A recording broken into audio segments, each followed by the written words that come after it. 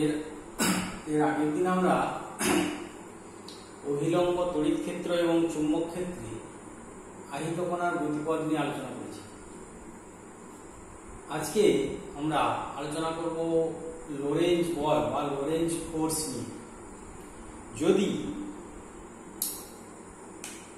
V বেগে গতিশীল কোনো কিউ আধানযুক্ত কণা ই তড়িৎ ক্ষেত্রে প্রবেশ করে, তখন তার উপর ক্রিয়াশীল লোরেঞ্জ তড়িৎ বল, অর্থাৎ কোনো কণা ক্রিয়াশীল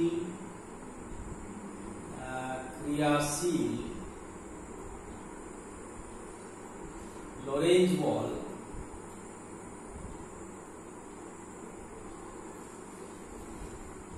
F suffix E equal to Q into E। Q হচ্ছে কণার আধান, E হচ্ছে তড়িৎ ক্ষেত্র। অর্থাৎ E তড়িৎ ক্ষেত্রে কিউ আধানযুক্ত যদি কোনো কণা ভি বেগে প্রবেশ করে, তখন তার উপর ক্রিয়াশীল লোরেঞ্জ তড়িৎ বল এফ সাফিক্স ইকুয়াল হবে কিউ ইন্টু ই, এবং ক্রিয়াশীল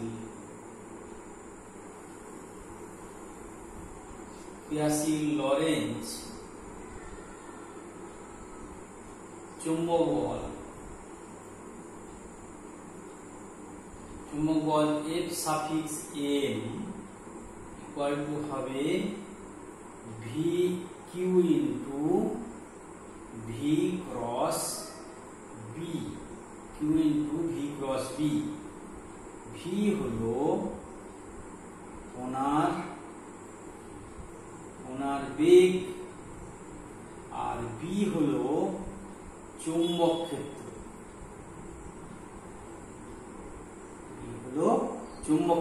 কিউ তো আধান, তার মানে কি দাঁড়ালো?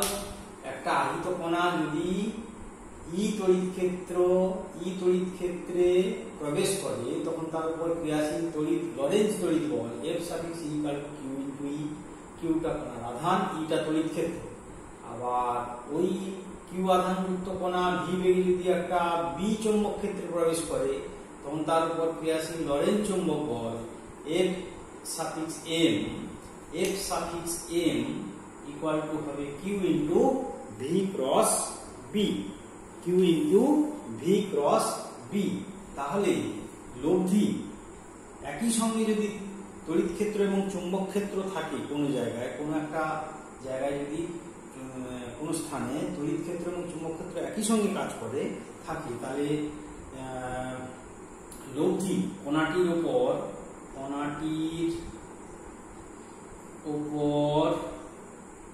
লব্ধি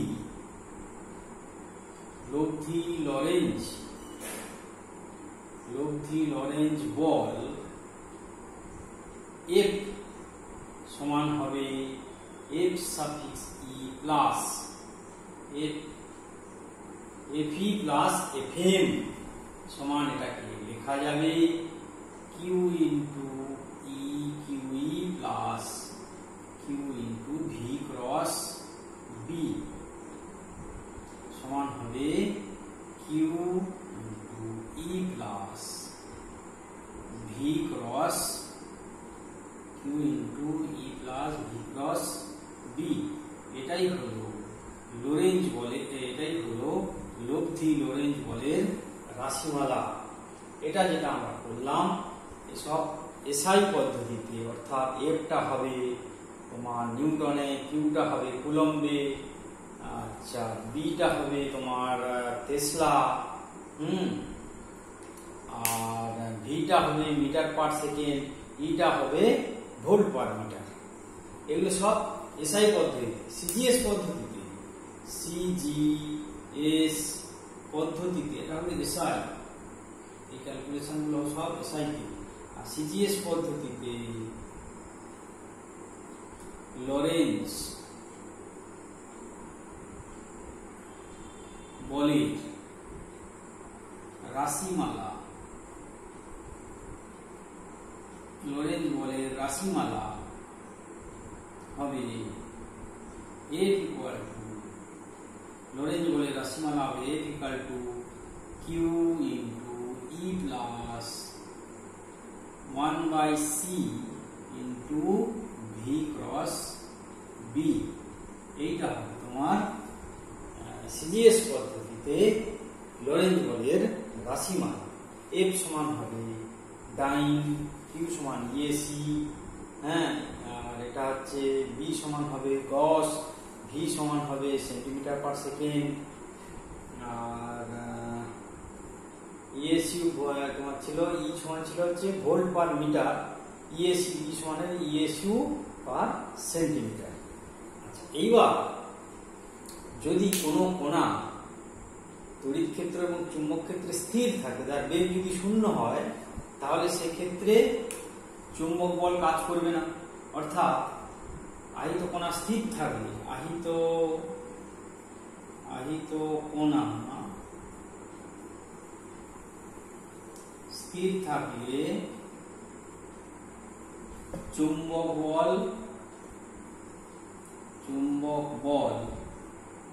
কাজ করে না, চুম্বক বল কাজ করে না, আর শুধুমাত্র তড়িৎ বল কাজ করবে। তখন F equal to হয়ে যাবে QE, V তো 0, তাহলে F equal to হয়ে যাবে QE, V ক্রস B টা শূন্য হয়ে যাবে। আর যদি প্লাস কিউ আধানের পরিবর্তে মাইনাস কিউ আধান হয়, তবে Fe এবং Fm পরস্পর বিপরীত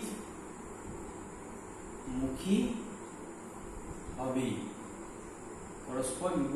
হবে, অর্থাৎ আমরা কি পেলাম, যে যদি কণাটা স্থির থাকে তাহলে তার উপর কোনো চুম্বক বল কাজ করবে না,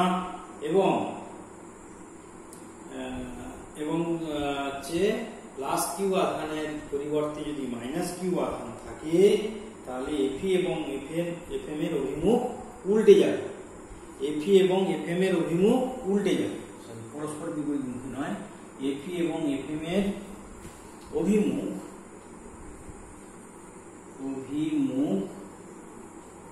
উল্টে যাবে। ঠিক আছে, এই গেল আমাদের লরেঞ্জ বলের রাশিমালা। অর্থাৎ চৌম্বক ক্ষেত্র এবং তড়িৎ ক্ষেত্র যদি একইভাবে মানে একটা জায়গায় ক্রিয়াশীল থাকে, সেক্ষেত্রে কিউ আধানযুক্ত কণার উপর ক্রিয়াশীল লরেঞ্জ বল হবে QE plus Q into V cross B। E হচ্ছে তড়িৎ ক্ষেত্র, B হচ্ছে চৌম্বক ক্ষেত্র, V হচ্ছে কণাটির বেগ, Q হচ্ছে কণাটির আধান। এই গেল আমার লরেঞ্জ বলের রাশিমালা। এরপরে আমরা যেটা নিয়ে আলোচনা করব, লরেঞ্জ বল হয়ে গেল, এবার হচ্ছে আমরা আলোচনা করব প্রবাহের উপর চুম্বকের ক্রিয়া। প্রবাহের উপর, অর্থাৎ তড়িৎ প্রবাহের উপর চুম্বকের ক্রিয়া। তড়িৎ প্রবাহের উপর চুম্বকের ক্রিয়া। প্রবাহের উপর চুম্বকের ক্রিয়া।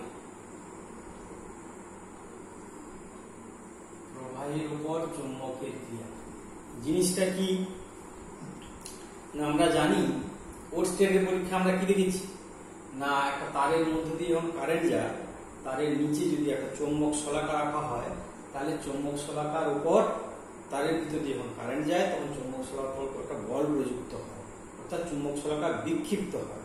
ঠিক নিউটনের তৃতীয় গতিসূত্র অনুসারে চুম্বক শলাকাও ওই তারের উপর একটা বল প্রয়োগ করে, তখন তারটা গতিশীল হতে পারে, অর্থাৎ বল প্রয়োগ করবে এবং তারটাকে গতিশীল করা যাবে। এটাকে বলা হচ্ছে ইলেকট্রোডাইনামিক্স, অর্থাৎ প্রবাহের উপর চুম্বকের ক্রিয়া। তড়িৎ প্রবাহ গেলে তার চারদিকে চুম্বক ক্ষেত্র তৈরি হয়, চুম্বক শলাকা নিচে রাখলে চুম্বক শলাকার বিক্ষেপ হয়। একই রকম ভাবে নিউটনের তৃতীয় গতিসূত্র অনুসারে চুম্বক শলাকাও পরিবাহী তারের উপর একটা বিপরীতমুখী বল প্রয়োগ করবে, তারও গতিশীল হবে। এটাকে বলা হচ্ছে ইলেকট্রোডায়নামিক্স। এবার আমরা চৌম্বক ক্ষেত্রে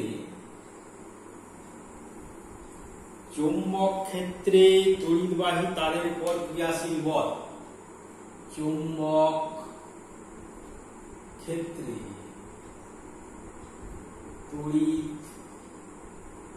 তড়িৎবাহী তারের উপর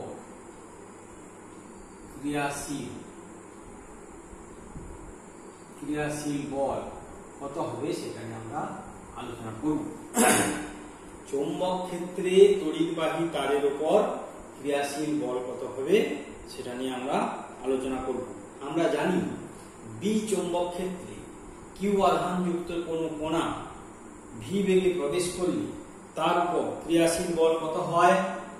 ক্রিয়াশীল বল F ইকুয়াল টু হয় Q into V cross B, অর্থাৎ বি চৌম্বক ক্ষেত্রে কিউ আধানযুক্ত কোনো কণা ভি বেগে প্রবেশ করলে ক্রিয়াশীল চৌম্বক বল কত হয়?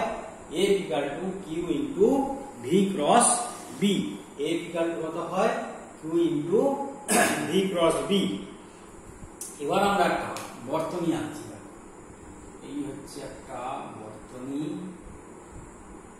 এটা হচ্ছে তোমার বর্তনী হচ্ছে পজিটিভ। এই করে আমরা এইভাবে একটা বর্তনী আঁকলাম। এইবার এইটাকে আমরা এই বর্তনী একটা ডিএল অংশ নিলাম। ডিএল অংশের দিকটা হচ্ছে এই দিকটা, এর মধ্যে দিয়ে মনে করো আই তড়িৎ প্রবাহিত হচ্ছে, এটা প্লাস এটা মাইনাস, এই আই তড়িৎ প্রবাহিত হচ্ছে। আর চুম্বক ক্ষেত্র মনে করো এর সঙ্গে বি, এই তার এবং চুম্বক ক্ষেত্রের মধ্যে, অর্থাৎ তড়িৎবাহী তার এবং চুম্বক ক্ষেত্রের মধ্যে কোনটা মনে করো থিটা। তাহলে যদি ডিএল দৈর্ঘ্যের মধ্য দিয়ে ডিটি সময়ে ডিকিউ পরিমাণ তড়িৎ প্রবাহ হয়, যদি ডিএল দৈর্ঘ্যের মধ্য দিয়ে ডিটি সময়ে ডিকিউ পরিমাণ তড়িৎ আধান প্রবাহিত হয়, তখন আমরা আই সমান কত লিখব না, ডিএল দৈর্ঘ্যের মধ্য দিয়ে ডিটি সময়ে যদি ডিকিউ পরিমাণ আধান চলে যায় আই সমান লিখব ডিকিউ বাই ডিটি, এবং বেগ ভি সমান লিখব কত লিখব ডিএল বাই ডিটি। বেগ সমান কত লিখব ডিএল বাই ডিটি। ডিটি সময়ে ডিকিউ আধান ডিএল দৈর্ঘ্য অতিক্রম করে গেছে, তাহলে বেগ কত হবে DL V equal to DL by DT, আর আই ইকুয়াল টু হবে ডিকিউ বাই ডিটি। তাহলে ডিএল অংশের জন্য বি চৌম্বক ক্ষেত্রে এই ডিএল অংশের উপর ক্রিয়াশীল চৌম্বক বল ডিএফ, ক্রিয়াশীল চৌম্বক বল ডিএফ সমান কত হবে না, ডিএফ সমান হবে এই সমীকরণ অনুযায়ী ডিকিউ ইন্টু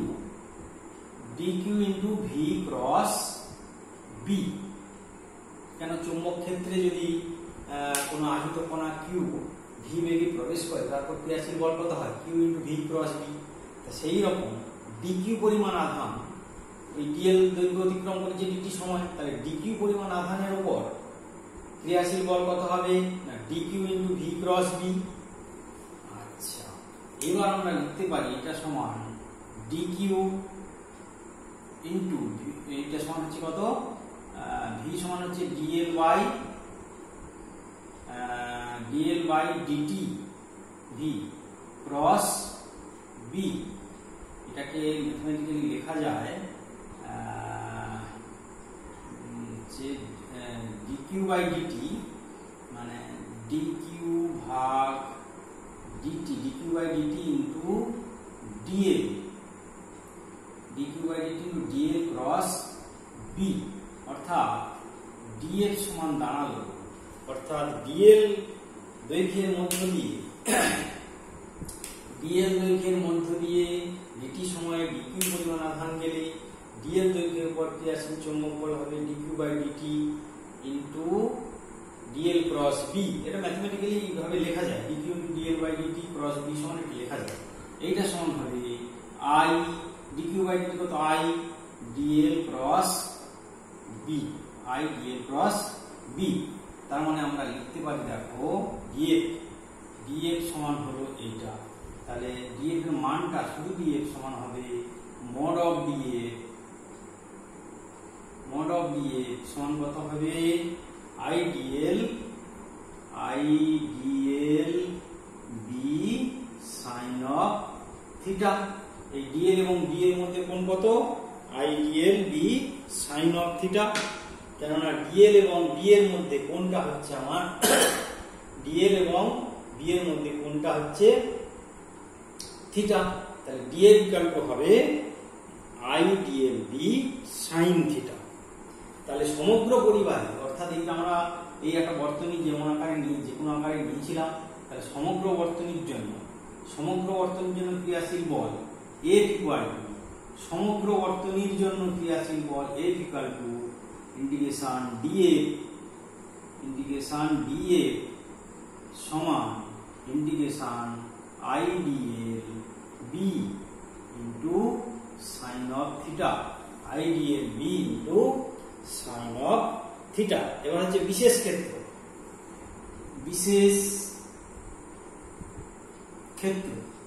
ক্ষেত্র কি?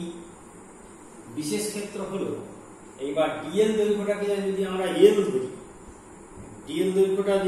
ধরি, এবং এই ডিএল আর বি যদি পরস্পর লম্ব থাকে, অর্থাৎ পরিবাহী এবং চৌম্বক ক্ষেত্র পরস্পর লম্ব হলে এবং পরিবাহীর দৈর্ঘ্যটা টোটাল এল হলে তখন কি হবে এফ ইকুয়াল টু হয়ে যাবে integration I DL B sine 90 degree. 90 degree কেন না ডিএল এবং বি এর মধ্যে কোণটা হচ্ছে 90 ডিগ্রি, তাহলে আইডিএল ক্রস 90 ডিগ্রি সমান এটা হয়ে যাবে আই বি ইন্টু ডিএল সমান বি আই এল। অর্থাৎ পরিবাহীর দৈর্ঘ্যটা যদি এল হয় তাহলে এফ ইকুয়াল টু হলো এটা, এফ ইকুয়াল টু হলো বি আই এল। এটা আমাদের মনে রাখতে হবে। অর্থাৎ এল দৈর্ঘ্যের পরিবাহীর মধ্য দিয়ে যদি আই তড়িৎ প্রবাহিত হয় এবং সেটা যদি চৌম্বক ক্ষেত্র বি তে রাখা থাকে, তার উপর ক্রিয়াশীল চৌম্বক বল কত হবে বিআইএল বিল। সাধারণভাবে আমরা লিখবো এটা 90 ডিগ্রির ক্ষেত্রে, কিন্তু সাধারণভাবে আমরা লিখবো F equal to B I L sine of theta. এটা নরমাল ইকুয়েশন, যে কোনো অ্যাঙ্গেলে থাকে। আর এটা হচ্ছে বিশেষ ক্ষেত্র মানে কি এল এবং এটা হচ্ছে একটা কি এল ও বি এর কোণ 90 ডিগ্রি হলে এটা, আর সাধারণভাবে যে কোনো কোণ হলে এফ ইকুয়াল টু বিল সাইন থিটা। এবার যদি আমরা থিটা ইকুয়াল টু 0 বসাই, অর্থাৎ চৌম্বক ক্ষেত্র এবং তার যদি পরস্পর সমান্তরাল হয়, পরিবাহীর তার এবং চৌম্বক ক্ষেত্র পরস্পর সমান হলে থিটা ইকুয়াল টু 0 ডিগ্রি হলে এফ সমান 0 হয়ে যাবে। থিটা ইকুয়াল টু 0 ডিগ্রি হলে কি হবে না এফ সমান 0 হবে। অর্থাৎ পরিবাহীর তার এবং চৌম্বক ক্ষেত্র যদি পরস্পর সমান্তরাল হয় তাহলে কিন্তু কোনো চৌম্বক বল কাজ করবে না। তাহলে বোঝা গেল চৌম্বক ক্ষেত্রে তড়িৎবাহী তারের উপর ক্রিয়াশীল বল এটা হলো একটা বর্তনী আমরা নিয়েছিলাম, তার ডিএল অংশ নিয়েছি। ডিএল এবং বি পরস্পর থিটা কোণে নত, তাহলে ডিএল এর মধ্যে দিয়ে ডিটি সময় যদি ডিকিউ পরিমাণ আধান যায় তাহলে I equal to dq by DT, V equal to DL by DT.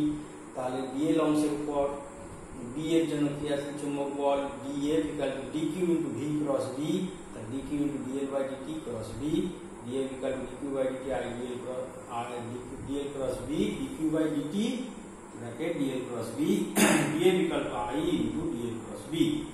সেখান থেকে মানটা DF equal to mod DF equal to IDL B sine theta, F equal to DF IDL B sine theta. বিশেষ ক্ষেত্র F equal two যদি লম্ব হয় অর্থাৎ এল এবং বি এর কোণ 90 ডিগ্রি হলে আইডিএল বি সাইন 90 ডিগ্রি এটা, এবং তারের দৈর্ঘ্য যদি এল হয় অর্থাৎ এই যে বর্তনীটার দৈর্ঘ্য যদি এল হয়, তারটার দৈর্ঘ্য যদি এল হয়, তখন কি হবে না ডিএল এর ইন্টিগ্রেশন এল হয়ে যাবে। তাহলে এফ ইকুয়াল টু বি অর্থাৎ তড়িৎ পরিবাহী তার এবং চৌম্বক ক্ষেত্র পরস্পরের লম্ব হলে ক্রিয়াশীল চৌম্বক বল হবে বিআইএল। বি হলো চৌম্বক ক্ষেত্র, আই হলো তারের মধ্যে দিয়ে প্রবাহিত প্রবাহ মাত্রা, এল হলো পরিবাহী দৈর্ঘ্য। সাধারণভাবে যে কোনো কোণে থাকলে পরিবাহী এবং চৌম্বক ক্ষেত্র যদি থিটা কোণে থাকে তখন হবে বিআইএল সাইন থিটা, আর থিটা ইকুয়াল টু 0 হলে তখন চৌম্বক বল কাজ করবে না। অর্থাৎ পরিবাহী এবং চৌম্বক ক্ষেত্র পরস্পর যদি সমান্তরাল হয় এল এবং বি, তাহলে কিন্তু চৌম্বক বল কাজ করবে না। এবার আমরা এই চৌম্বক বল কোন দিকে কাজ করবে তার জন্য ফ্লেমিং এর বাম হস্ত নিয়মটা জানব। ফ্লেমিংস লেফট হ্যান্ড রুল বা ফ্লেমিং এর বাম হস্ত নিয়ম, জিনিসটা কি বলছে অর্থাৎ চৌম্বক বলটা কোন দিকে কাজ করবে সেটা আমরা দেখব। ফ্লেমিং এর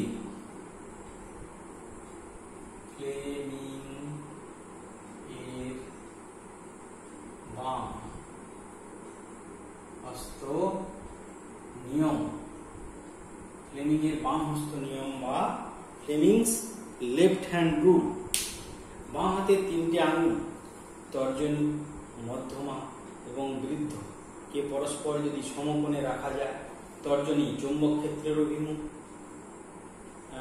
মধ্যমা তড়িৎ প্রবাহের অভিমুখ নির্দেশ করে, তাহলে বৃদ্ধাঙ্গুষ্ঠ বা বৃদ্ধ যেদিকে থাকবে সেদিকেই ক্রিয়াশীল চৌম্বক বলের অভিমুখ হবে। অর্থাৎ তর্জনী চৌম্বক ক্ষেত্রের অভিমুখ নির্দেশ করলে, মধ্যমা তড়িৎ প্রবাহের অভিমুখ নির্দেশ করলে, বুড়ো আঙুল যেদিকে থাকবে সেদিকেই হবে ক্রিয়াশীল চৌম্বক বলের অভিমুখ। এইটা হলো আমাদের ফ্লেমিং এর বাম হস্ত নিয়ম। অর্থাৎ তর্জনী হলো চৌম্বক ক্ষেত্র অভিমুখ, মধ্যমা হলো তড়িৎ প্রবাহের অভিমুখ, তাহলে বৃদ্ধ যেদিকে থাকবে সেদিকেই চৌম্বক বল ক্রিয়াশীল। ঠিক আছে, এটা হলো ফ্লেমিং এর বাম হস্ত নিয়ম। এটাকে আমরা মোটর রুলও বলে থাকি। যেমন মোটর রুল, ফ্লেমিং এর বাম হস্তকে কি বলে মোটর রুল, এটাকে বলা হয় মোটর রুল।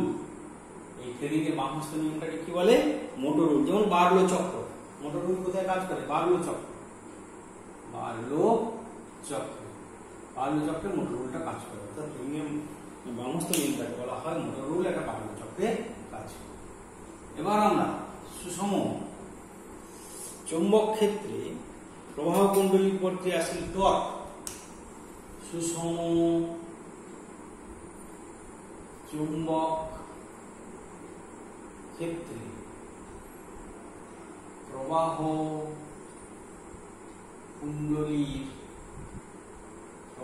কুণ্ডলীর উপর ক্রিয়াশীল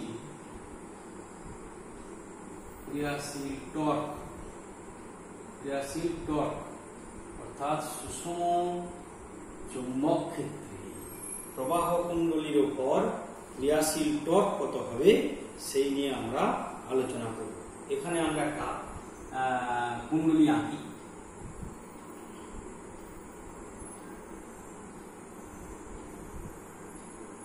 এই হচ্ছে কুণ্ডলীটা,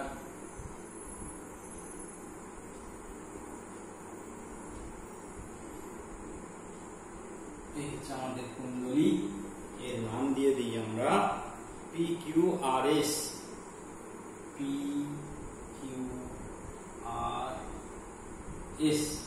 কুণ্ডলীটা নাম দিলাম হচ্ছে PQRS, আর এইটা হচ্ছে তোমার চৌম্বক ক্ষেত্র।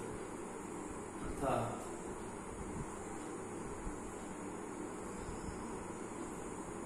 চৌম্বক ক্ষেত্রটা হচ্ছে এই বরাবর, এটা হচ্ছে B,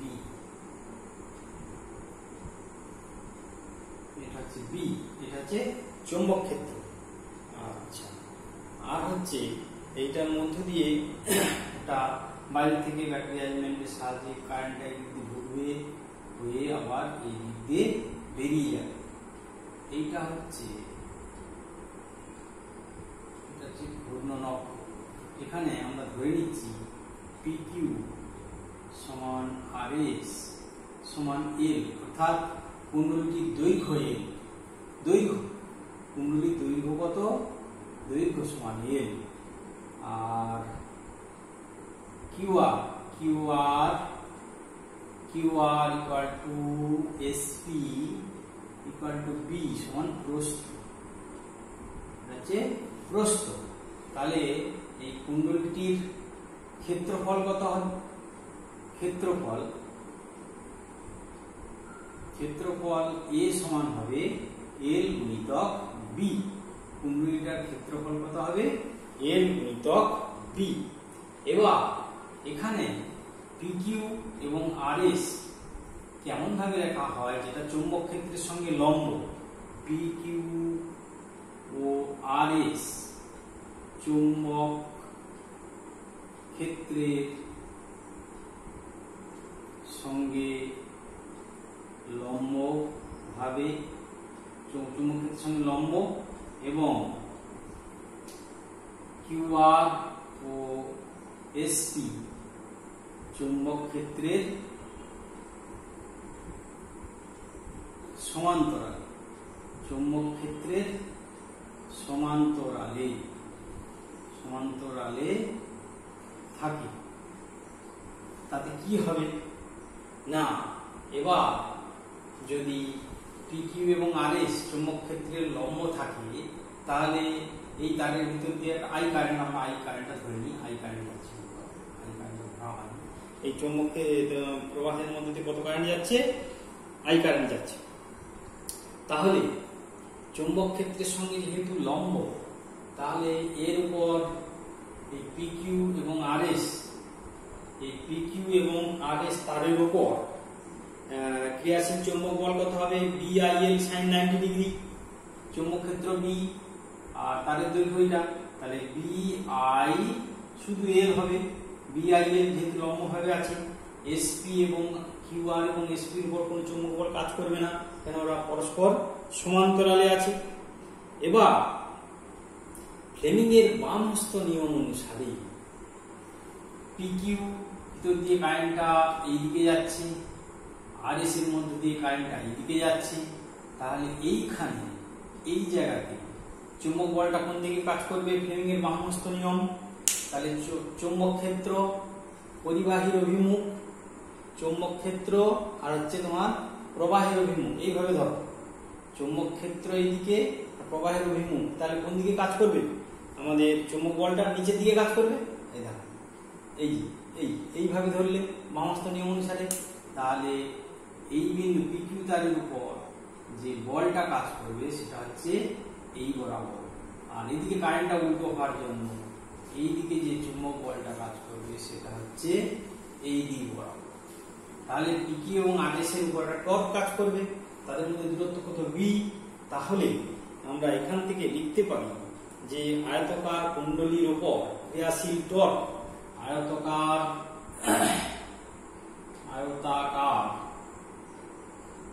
কুণ্ডলীর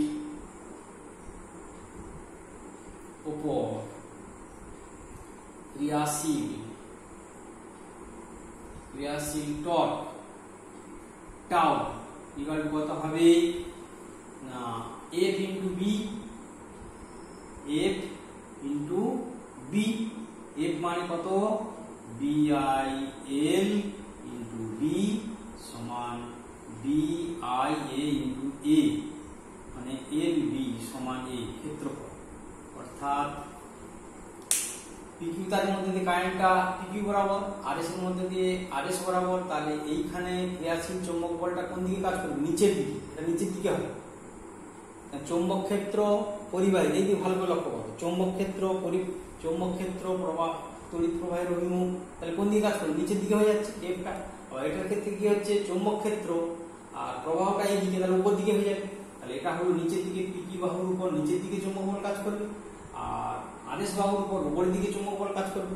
দুটো বিপরীতমুখী প্যারালাল ফোর্স, কিন্তু বিপরীতমুখী, এবং তারা পরস্পর দূরত্বে কাজ করছে। তাই আয়তকার কুণ্ডলী অর্থাৎ PQRS যে আয়তকার কুণ্ডলী, PQRS আয়তকার কুণ্ডলীর উপর PQRS আয়তকার কুণ্ডলীর উপর ক্রিয়াশীল torque tau equal to F into B F equal to B into B BIA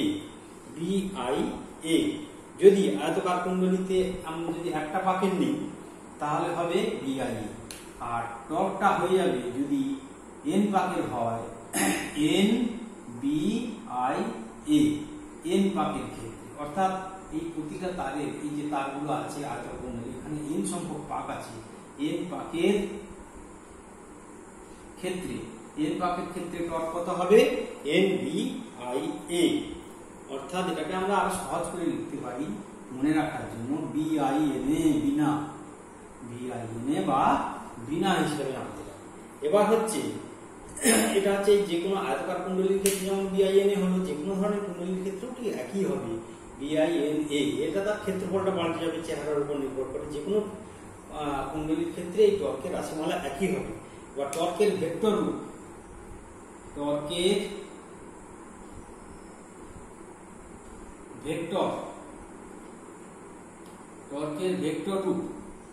tau vector equal to হবে BIA sin থিটা অর্থাৎ থিটা কোণে থাকলে BIA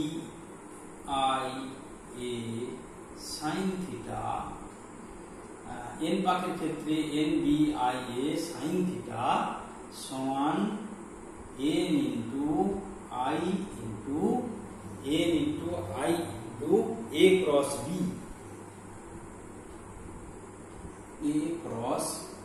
B টাউটা আমরা কি লিখলাম এখানে টাউ এটা হচ্ছে টাউটা এটা আর ভেক্টর রূপটা হয়ে যাবে tau NI B cross NI B cross A cross B সমান হচ্ছে টাউ এর ভেক্টর রূপ।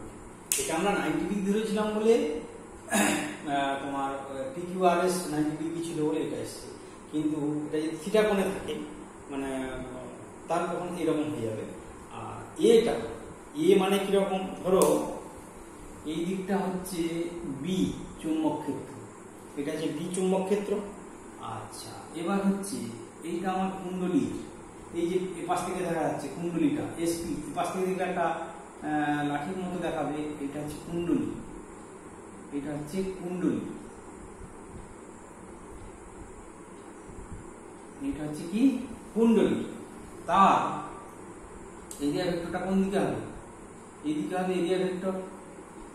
আচ্ছা কোন একটা মুহূর্তে কুণ্ডলীর এরিয়া ভেক্টর এবং বি যদি থিটা কোণ করে সেক্ষেত্রে হবে NBIA sin theta NBIA sin theta এবং এই টর্কটা হবে এই ক্রস দিয়ে এই দিয়ে ক্রস অর্থাৎ নিচের দিকে হবে। কোন দিকে হবে অভিমুখটা হবে নিচের দিকে গোড়ের তলের উপর লম্ব এবং নিচের দিকে। এই হলো চুম্বক ক্ষেত্র। কোনো একটা সময় কুণ্ডলীটা যদি চুম্বক ক্ষেত্রের সঙ্গে অর্থাৎ কুণ্ডলীর ক্ষেত্র ভেক্টর এ যদি কুণ্ডলীর সঙ্গে থিটা কোণ করে তখন হয়ে যাবে torque equal to NI into A cross B। এটাই হলো n পাকের ক্ষেত্রে টর্কের ভেক্টর। এই হলো টর্কের ভেক্টর। এই গোল দিয়ে ক্রস দিয়েছে মানে টর্কটা নিচে দিতে হবে এরকম মানে ডান পাকে স্ক্রু ঘোরালে যেমন এরকম ঘোরালে কি হয় ভিতর দিকে ঢুকে যাবে ভিতর দিকে ঢুকে যাচ্ছে সামনের দিকে হবে এই জন্য ক্রস দেওয়া হয়েছে। এই হলো ক্রিয়াশীল টর্কের রাশিমালা এবং তার ভেক্টর। ঠিক আছে। আচ্ছা এরপরে আমরা প্রবাহের উপর প্রবাহের ক্রিয়া নিয়ে আলোচনা করব। এই পর্যন্ত হয়ে গেল আমাদের সুষম চৌম্বক ক্ষেত্রে প্রবাহ কুণ্ডলীর উপর ক্রিয়াশীল টর্ক। এরপরে আমরা আলোচনা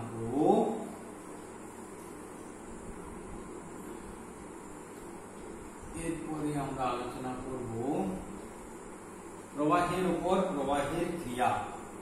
প্রবাহের উপর প্রবাহের ক্রিয়া প্রবাহের উপর প্রবাহের ক্রিয়া অর্থাৎ তড়িৎ প্রবাহের উপর তড়িৎ প্রবাহের ক্রিয়া। অর্থাৎ এরকম দুটো সমান্তরাল তার থাকে তার মধ্য দিয়ে একটার মধ্যে দিয়ে মনে করো I1 কারেন্ট আর একটার মধ্যে দিয়ে মনে করো I2 কারেন্ট, এর মধ্যে দূরত্ব মনে করো R, এদের মধ্যে পরস্পর দূরত্ব কত R। তাহলে এটা হচ্ছে I1, এটা হচ্ছে I2, পরস্পর দূরত্ব R। তাহলে এখানে একটা ও বিন্দু নিলাম, ও বিন্দুতে এর উপর ক্রিয়াশীল বল কত হবে, ও বিন্দুতে এই এর মধ্যে কারেন্ট কত যাচ্ছে I1, তাহলে দূরত্ব কত R। তাহলে ও বিন্দুতে চৌম্বক ক্ষেত্রটা কি হবে না এই তারের উপর যে কোনো বিন্দুতে তার কারেন্টটা এদিকে নিচের দিকে হবে, চৌম্বক ক্ষেত্র কোন দিকে হবে নিচের দিকে হবে, চৌম্বক ক্ষেত্রটা কোন দিকে হবে B = নিচের দিকে হবে, নিয়ম অনুযায়ী B এর মানটা কোন দিকে হবে নিচের দিকে, এই তারের এই বিন্দুতে অর্থাৎ এরকম ভাবে ধরলে কি হবে নিচের দিকে হবে নিচের দিকে। তাহলে এইবার এই বিন্দুতে তাহলে চৌম্বক ক্ষেত্র কোন দিকে নিচের দিকে, চৌম্বক ক্ষেত্র নিচের দিকে, প্রবাহ ওই দিকে। তাহলে এই দিকে কি হবে, এই দিকে একটা বল কাজ করবে, অর্থাৎ PQ তারের নাম দিই না PQ আর S এই দুটো তার, তাহলে PQ আর S তারের দিকে একটা F বল কাজ করবে, অর্থাৎ এই PQ তার মধ্যে দিয়ে I কারেন্টের জন্য এখানে যে চৌম্বক ক্ষেত্র তৈরি হবে তার জন্য এই দিকে একটা চৌম্বক বল কাজ করবে অর্থাৎ আকর্ষণ করবে। ঠিক সেই রকম RS তার ও PQ তারকে কিন্তু পরস্পরকে আকর্ষণ করবে, অর্থাৎ সমমুখী সমান্তরাল প্রবাহের ক্ষেত্রে কি হবে আকর্ষণ। এবার যদি প্রবাহটা বিপরীতমুখী হয় ওই একই তার একই জিনিস সবটাই একই, শুধু প্রবাহটা পাল্টে দিচ্ছি, PQ এটা হচ্ছে RS, এটা যাচ্ছে প্রবাহ এইদিকে, এটা যাচ্ছে প্রবাহ এইদিকে, তাহলে এদের মধ্যে দূরত্ব মনে করো R। তাহলে ও বিন্দুতে চৌম্বক ক্ষেত্রটা কোন দিকে হবে না চৌম্বক ক্ষেত্রটা তোমার সেই নিচের দিকেই হবে। চৌম্বক ক্ষেত্র কিন্তু PQ তারে I1 তড়িৎ প্রবাহের জন্য নিচের দিকেই হবে, নিচের দিকে B হবে, কিন্তু চৌম্বক ক্ষেত্রটা ক্রিয়াশীল বলটা হবে ওই দিকে, কারণ কারেন্টের ডিরেকশনটা পাল্টে গেছে, Fটা এই দিকে হবে, অর্থাৎ PQ তারের মধ্যে দিয়ে I1 কারেন্ট যাওয়ার জন্য ও বিন্দুতে RS তারের উপর একটা F বল বাইরের দিকে কাজ করে ঠেলবে, আর যেহেতু PQ তার RS তারকে ঠেলবে, RS তারও PQ তারকে ঠেলবে, এখানে হবে বিকর্ষণ। অর্থাৎ সমমুখী প্রবাহ হলে সমান্তরাল তারের মধ্যে দিয়ে সমমুখী প্রবাহ হলে আকর্ষণ হবে, সমান্তরাল তারের মধ্যে বিপরীতমুখী প্রবাহ হলে বিকর্ষণ হবে। এইবার PQ তারের I1 তড়িৎ প্রবাহের জন্য যে চৌম্বক ক্ষেত্র ও বিন্দুতে তৈরি হবে B = কত হবে μ0/4π twice I1/R। এটা হচ্ছে অসীম দৈর্ঘ্যের তার, আমরা ছোট্ট একটা অংশ দেখিয়েছি অসীম দৈর্ঘ্যের তার। তাহলে PQ তারের মধ্যে দিয়ে I1 তড়িৎ প্রবাহের জন্য I1 এটা I1 twice I1/R, I1 তড়িৎ প্রবাহের জন্য RS তারের কোন ও বিন্দুতে চৌম্বক ক্ষেত্র কত হবে এটা, ঠিক আছে, এটা আকর্ষণ হবে। একই রকম ভাবে এই তারের ক্ষেত্রে কি হবে বিকর্ষণ হবে, একই ফর্মুলা হবে। তাহলে এই তারের ক্ষেত্রে এই বিন্দুতে হবে বিকর্ষণ, এই তারের সমমুখী প্রবাহের ক্ষেত্রে আকর্ষণ, অর্থাৎ আকর্ষণ বা বিকর্ষণ উভয় ক্ষেত্রেই চৌম্বক বল B সমান হবে μ0/4π twice I1/R। এইবার এই ও বিন্দুতে আকর্ষণ বা বিকর্ষণ যাই হোক, তাহলে ক্রিয়াশীল বল কত হবে BIL সূত্রানুসারে L = 1 হলে তাহলে F = কত হবে μ0/4π twice I1/R into I মানে এর I মানে দ্বিতীয় তারের I twice I1 I2/R। অর্থাৎ পিকিউ তারে I1 তড়িৎ প্রবাহের জন্য আরএস তারের কোন বিন্দুতে ক্রিয়া একক আরএস তারের কোন বিন্দুতে একক দৈর্ঘ্যে ক্রিয়াশীল বল হবে μ0/4π টুয়াইস I1 I2/r। এটা আকর্ষণ বল হতে পারে সমমুখী সমান্তরাল হলে, আর বিপরীতমুখী সমান্তরাল প্রবাহের ক্ষেত্রে এটা বিকর্ষণ বলও হতে পারে। অর্থাৎ এখানে এই সম্পর্ক থেকে আমরা অ্যাম্পিয়ারের সংজ্ঞা দেব। অ্যাম্পিয়ার 1 অ্যাম্পিয়ার, 1 অ্যাম্পিয়ারের সংজ্ঞা তাহলে আমরা আরেকবার বলে দিই। দুটি তারের মধ্য দিয়ে এক I1, পিকিউ তারের মধ্যে দিয়ে I1, আরএস তারের দিয়ে I2, তাহলে দুটো আর দূরত্বে আছে। তাহলে এর উপর পিকিউ তারে I1 তড়িৎ প্রবাহের জন্য আরএস তারের ও বিন্দুতে ক্রিয়াশীল চৌম্বক ক্ষেত্র কত হবে μ0/4π টুয়াইস I1/r সিঙ্গেল তার। তাহলে ক্রিয়াশীল বল হবে F=BI এর সূত্র অনুসারে L যদি 1 হয় তাহলে F=μ0/4π টুয়াইস I1/r ইনটু এই তারের প্রবাহ I2, তাহলে μ0/4π এই সূত্র অনুসারে L টা 1 নিয়ে নিচ্ছি, B টা চৌম্বক ক্ষেত্র মানটা বসালাম এটা, আর I মানে হচ্ছে এই তারের I2, তাহলে μ0/4π 2I1 I2/r। এটাই হলো আমার দুটো সমান্তরাল বা দুটো সমান্তরাল তারের মধ্যে দিয়ে একদিকে প্রবাহ গেলে আকর্ষণের রাশিমালা, আবার দুটি সমান্তরাল তারের মধ্যে দিয়ে বিপরীত দিকে প্রবাহ গেলে বিকর্ষণের রাশিমালা, দুটোই একই হবে। এখান থেকে আমরা 1 অ্যাম্পিয়ারের সংজ্ঞা দিতে পারি কিরকম না, R = 1, I1 = I2 = 1 অ্যাম্পিয়ার। আচ্ছা, তাহলে আমরা এখান থেকে কি পাচ্ছি দেখো তো, F পাবো μ0/4π সমান হচ্ছে μ0/4π হচ্ছে 10⁻⁻7 ইনটু 2 ইনটু 1 ইনটু 1/1, তাহলে F সমান কত হচ্ছে 2 ইনটু 10⁻⁷। এবার সংজ্ঞা এটা আমরা কিভাবে বলছি না, দুটি সুদীর্ঘ ঋজুতার যাদের প্রস্থচ্ছেদ উপেক্ষণীয় এবং তাদের মধ্য দিয়ে তারা যদি পরস্পর থেকে 1 মিটার R=1, দুটি সুদীর্ঘ ঋজুতার যাদের মধ্য দিয়ে যারা পরস্পর 1 মিটার দূরত্বে আছে এবং তাদের মধ্য দিয়ে যে সমমানের প্রবাহের জন্য পরস্পরের উপর 2 × 10⁻⁷ নিউটন বল প্রয়োগ করে, সেই প্রবাহকে বলা হবে 1 অ্যাম্পিয়ার।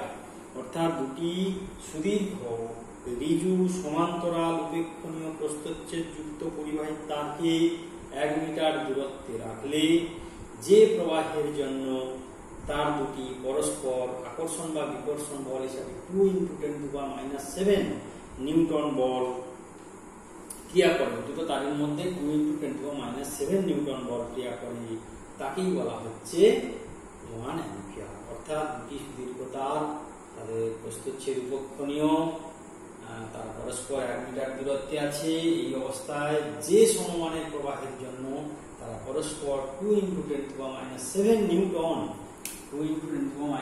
নিউটন বল অনুভব করবে, সেই প্রবাহটাকে বলা হচ্ছে 1 অ্যাম্পিয়ার। এই হলো আমাদের 1 অ্যাম্পিয়ার প্রবাহের সংজ্ঞা। আচ্ছা, এবার আমরা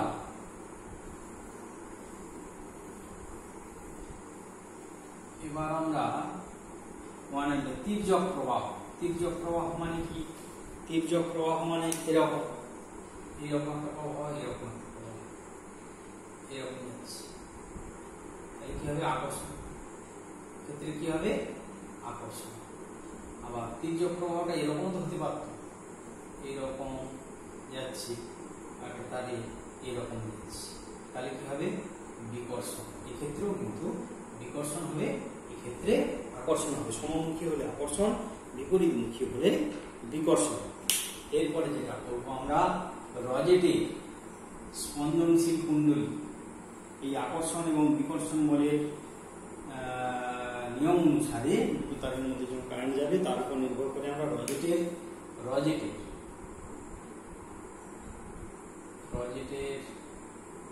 স্পন্দনশীল কুণ্ডলী, রজেটের স্পন্দনশীল কুণ্ডলী।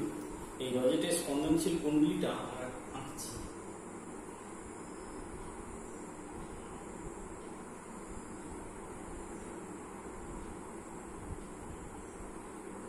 একটা স্ট্যান্ড যার উপরে একটা সিস্টেমটা আছে, এটা হচ্ছে একটা স্ট্যান্ড। স্ট্যান্ডের উপরে সাহায্যে এখানে কি করা হচ্ছে, এখানে একটা পাত্র রাখা আছে, এই পাত্রটাতে পারদ আছে। এটা কি আছে? পারদ। এই পাত্রটাতে কি আছে? পারদ। এখানে কি আছে? পারদ। এখানে পারদ আছে, এই পাত্রটাতে পারদ আছে। আচ্ছা, এখানে একটা আমরা ব্যাটারি অ্যারেঞ্জমেন্ট দিয়েছি। ব্যাটারি অ্যারেঞ্জমেন্টটা কিভাবে করা আছে না, এইভাবে নিয়ে এটাকে পারদের সঙ্গে কানেকশন করা আছে,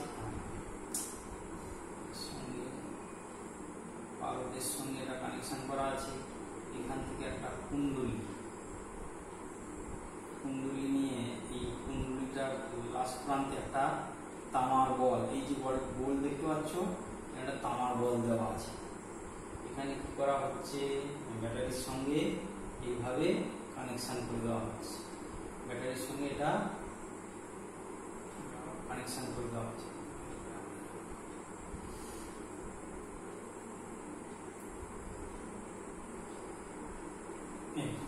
তাহলে এই ব্যাটারি কানেকশন করে দিলে কি হবে না, দেখো এই ছবিটা একটু বড় করে দেখাচ্ছি। এই যে ছবিটা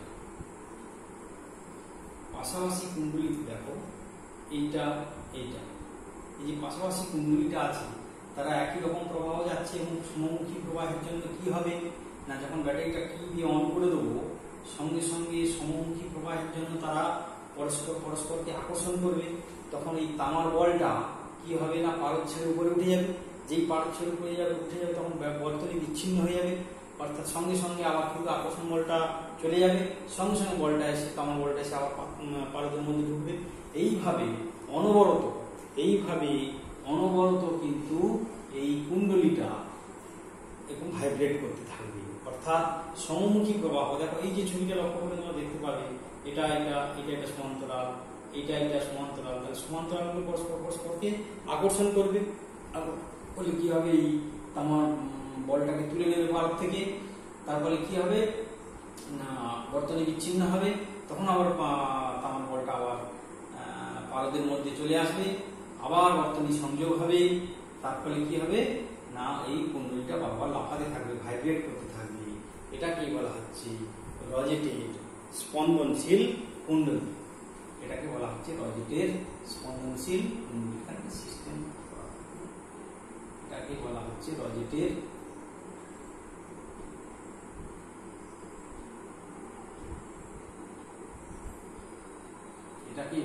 রজেটের স্পন্দনশীল কুণ্ডলী। ঠিক আছে। আচ্ছা, আজকে তাহলে আমরা এই পর্যন্ত শিখলাম। এরপরের দিন আমরা নেক্সট জিনিস নিয়ে আলোচনা করবো। এরপরে চ্যাপ্টারে যেটা থাকবে সেটা। ঠিক আছে।